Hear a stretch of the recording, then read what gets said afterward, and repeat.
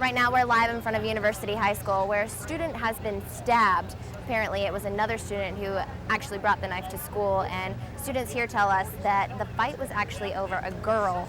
Right here behind me you can see students are praying for the safety of the victim and praying for forgiveness of the suspect. He has not been charged right now, and we don't have a name. That hasn't been confirmed, but when we get more information, we'll let you know.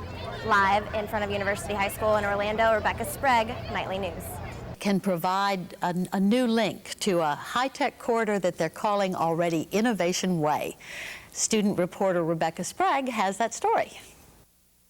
A lot of people don't know the vital role that UCF plays in our economy. It's so much more than just a place where young people are educated. At a breakfast presentation in early March, Orange County Mayor Richard Crotty and UCF President John Hitt hosted an economic development breakfast for local leaders. Their focus was a proposed medical school and future economic partnerships that are key to Innovation Way, a research corridor that would connect UCF to the Lake Nona complex. So I think you're looking at Innovation Way as something that can take 30 or 40 years to build out. But you're going to have homes there, you're going to have businesses there, you're going to have great quality of life for the people who live, work, and play there. While the proposed Innovation Way may take decades to reach its full potential, it is expected to generate over 25,000 jobs in the next 10 years. It will extend from UCF's Research Parkway all the way out here near Lake Nona and the airport. We got to get people to know us. We're still fairly well-kept secret when you get out of Florida. But to be honest, 10 years ago, we were a fairly well-kept secret in Florida. So we keep expanding, and nationally prominent programs are what we're going to help us do. It is no secret once Innovation Way takes shape in Central Florida, it will breed growth, research, and development. It could also keep UCF grads working and living in the Central Florida area. For UCF Metro, I'm Rebecca Sprague. Behind me in the Partnership 2 building in Research Park is where this groundbreaking research is taking place. Right now, that technology is under export control, meaning we can't show you the actual program they're working on, because if other countries knew how the Marines trained, it could become a national security risk. The Active Lab houses cutting-edge virtual technology to help prepare Marines for any battlefield scenario. Marines will use these computers to aim virtual artillery units at enemy targets on the ground and in the air. There's world-class groundbreaking research that's happening in the areas of simulation, visualization, and also in various aspects of evaluating team performance behavior. But it's not just training. There's a lot of research happening here as well. Find the regions that are most likely to be your eyes. This machine tracks eye movements so researchers will know what keeps the Marines' attention. That can improve training, improve battlefield performance, and save money. Having a plane in the air is expensive. You can thousands of dollars per hour just to fly the plane around, not to mention the cost of each of those rounds that you would be dropping in the training exercise. Not only do the Marines save thousands with virtual training, they also bring in money. AT&T just gave the IST program a $50,000 grant to help continue the research. Back to you. I want more. Ever since Jasmine Halliburton was a little girl, she's known she wanted to perform on a big stage in front of a big crowd. They gave her a solo, and it was just breathtaking. She was 7, and I was like, wow. Now that Jasmine's a freshman in the UCF theater department, she may get that chance before she graduates. I pledged that we together would have a new performing arts center out of the ground within 4 years, and we're right on schedule. This is the future site of the new Performing Arts Center that's right across from City Hall. Construction plans include 3 performance halls, one where UCF theater students could actually go and do their performances. On campus things, people are thinking, oh, it's just a theater show at some school, and they probably don't know like how great we actually are, even though it's a school show. But if it was downtown, they'd think it'd be more prestigious. More well-known and more attendance could help Jasmine's dream become a reality. In Orlando, Rebecca Sprague, UCF Nightly News. Sigma Alpha Epsilon is suspended from UCF indefinitely. The move comes after fraternity officials reviewed university police reports detailing hazing and other inappropriate behavior. Rebecca Sprague is live in the newsroom with what this means for SAE members on campus. Rebecca, what are SAE Nationals saying? Well, as far as SAE Nationals are concerned, the chapter members are suspended and the pledge class is disbanded. The board of directors is also looking to revoke membership rights from those members who took part in the incident. SAE National spokesman Brandon Wakehorse also says that more than half of the members face expulsion from the fraternity. This means those found guilty of hazing will never be allowed to pledge for SAE again, and they will never reach alumni status. Wakehorse says this harsh punishment is designed to send the message to other organizations that hazing will not be tolerated. There are many good fraternities and sororities on this campus. We want to be part of the solution, not the problem. And that's why our board did not hesitate to make this action, more importantly than the fact that, what we found is totally inconsistent with the behavior we expect from our members. When university police are finished with their investigation, individual members could face criminal charges brought on by the state attorney's office and further punishment from UCF Student Conduct Board. Live in the Nightly Newsroom, Rebecca Sprague, back to you. Thanks, Rebecca. Good afternoon and welcome to Nightly News. I'm Ashley Bohag. And I'm Samantha Rubin. Today we're bringing you the news from the week of October 16th. We're following two developing stories out of the Orange County School District today. 4 Orlando schools were put on lockdown this morning when rumors spread that a student had a dangerous weapon. Eccleston, Richmond Heights, and Washington Shores elementary schools, along with Carver Middle School, are all back open this afternoon. Orlando police say they got an anonymous call saying a juvenile was walking from Eccleston Elementary towards Carver Middle School with a weapon in their backpack. Police quickly searched Carver Middle School students as they arrived on campus this morning. Police never found the suspect. Those lockdowns came just one day after a student was stabbed to death at University High School. And today, students are mourning the loss of one of their classmates. Yesterday, 15-year-old Michael Nieves was stabbed and killed in front of other students. Nightly News reporter Rebecca Sprague joins us in the studio with more on that story. Rebecca? That's right, Samantha. Grief counselors are on the campus today to help students cope with the loss of one of their classmates. And this is another case of what law enforcement says is a growing problem with violence on school campuses. Confrontation began in the lunchroom and ended in the school bus loop. Witnesses say one student walked up to Michael Nieves, pulled out a knife, and attacked him. Stabbed him 3 times. 2 in the stomach and 1 in the back. Everybody knows him. It's friends of friends. He didn't have any enemies. He was a good kid. He didn't deserve what happened to him. While Nieves was on the way to the hospital, deputies locked down the school and began a massive search for the suspect, who had already changed clothes. Students helped with the search and within a half an hour had arrested a suspect and charged him with the stabbing. Cars full of anxious parents lined the street outside the school, just waiting for their kids to be released. Well, obviously a turmoil until you find out. My daughter called the school and said that, found out from someone that he was fine. Even as classmates prayed for Nieves' survival, he was pronounced dead at Florida East Hospital. The boy that got stabbed is in my 4th period. For Superintendent Ron Blocker and Sheriff Kevin Berry, this is the second act of school violence this week.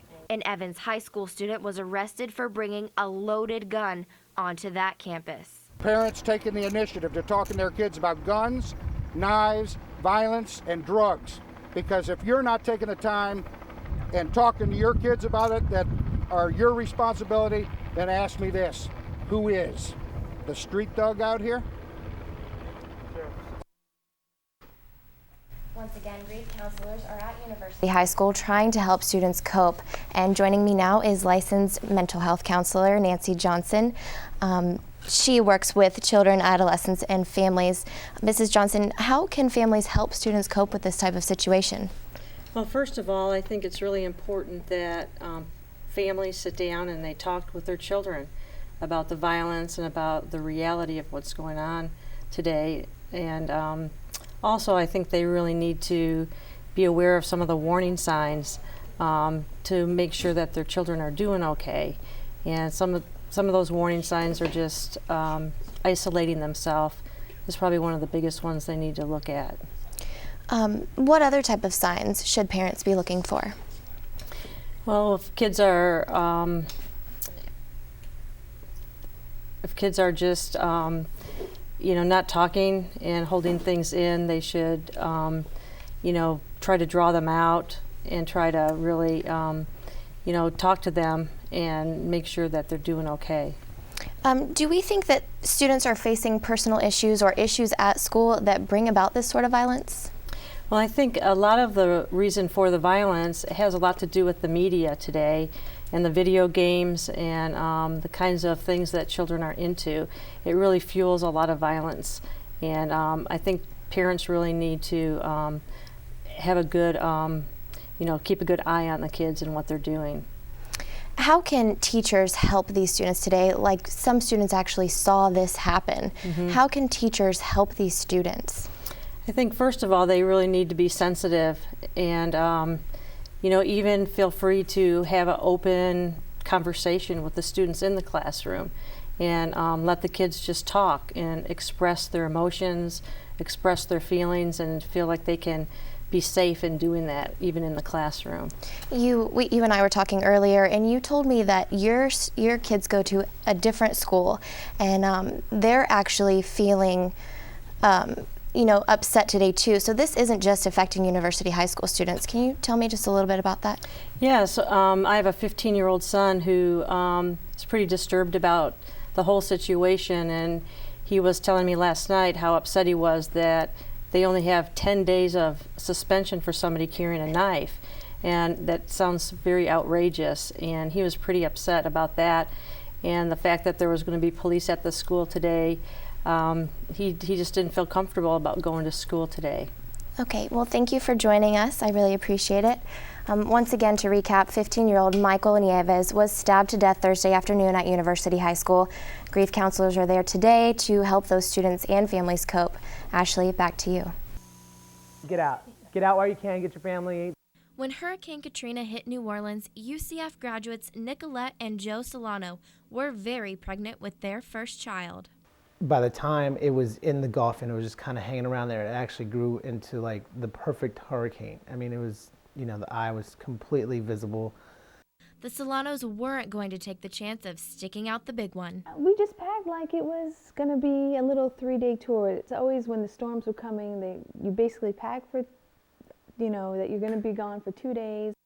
And it's a good thing they left, because their roof was ripped off by Hurricane Katrina and rising rainwater flooded their home. Now mold and mildew has taken over. That's when the Solanos decided to head back to Orlando and back to UCF, where their love began. They met while working together at Smoky Bones on Colonial. From here, Nicolette would go to Joe's rugby games and cheer him on, and that's when they fell in love. After they graduated and got married, they moved to New Orleans, where Joe grew up. An old dream that you didn't just have a life there and it just wiped away and all the things that you had there are gone. It feels good to be back to a place that is, God, it's so progressive here. There are things going on, there's construction, there's movement, there's an economy here that is growing, and I feel like, graduating from UCF, it gives me a foothold here. I mean, I got a place to stand on. They say starting over has been easier than they ever expected. They found an affordable home in the Maitland area, and 2-month-old baby Sophia is happy and healthy. For UCF Metro, I'm Rebecca Sprague. An invention by a UCF professor at FSAC may already be inside your home. It's called the Gossamer Wind, and student reporter Rebecca Sprague shows us what it is and how it can quietly save you money. If you want to hear the sound of savings, you'll have to listen carefully. They cut through the air more with less effort, and that means less sound produced, and sound is an important thing to consumers, so they're generally more quiet. Danny Parker is the inventor of the Gossamer Wind, a small appliance born out of a lot of big science. They were developed using the same technology that NASA used for its Gossamer Penguin research plane. That's where the fans got their unique name, because that's where Parker got the idea. The way the idea came about was actually from my father-in-law, who's a retired airline pilot. And that got me to thinking, well, why are ceiling fans, why do they have flat blades? And might it be better if we looked into designing them so they would be more like airplane propellers? The Gossamer Wind ceiling fans are sold exclusively at Home Depot stores. They're so popular that over 870,000 have already been sold, making this one of the most successful inventions of the Florida Solar Energy Center.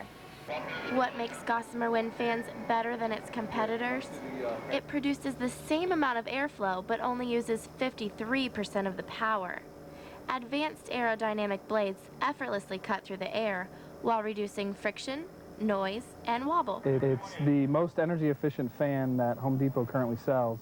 And in the future, you may not even have to worry about turning your ceiling fan on or off. Parker says he's working on a 360-degree infrared motion sensor control that would automatically activate the fan when someone walks into the room, and then always remembers to turn it off when they leave. For UCF Metro, I'm Rebecca Sprague. Right now I'm live in front of University High School where one student has been stabbed. He's been taken to the hospital. We're not sure of his condition right now. Students here tell us that a suspect brought the knife into school, stabbed him in the lunchroom, and so he's on the way to the hospital. If you look behind me, there's students here that are, they started a prayer group. They're praying for the safety of the victim, and they're also praying for the suspect who has not been charged yet. We're waiting right now for official word from the Orange County Sheriff's Office, and as we get more information, we'll bring it to you. Live in Orlando, Rebecca Sprague, Nightly News.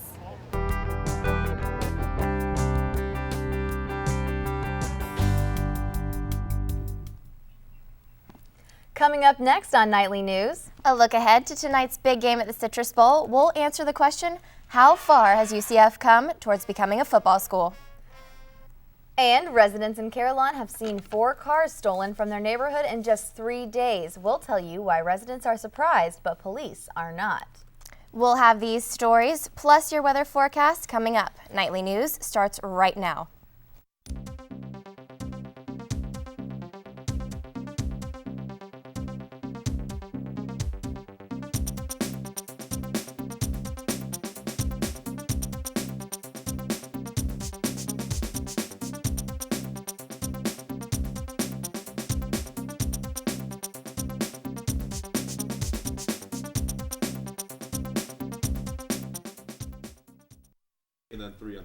Good afternoon and welcome to Nightly News. I'm Heather Ford. And I'm Rebecca Sprague. Today we're bringing you the news from the week ending October 13th.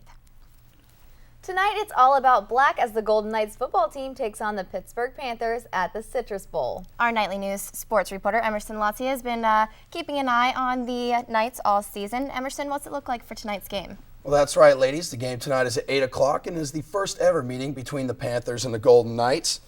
Tonight's game against Pittsburgh is UCF's last non-conference game of the season. Thanks, Ashley.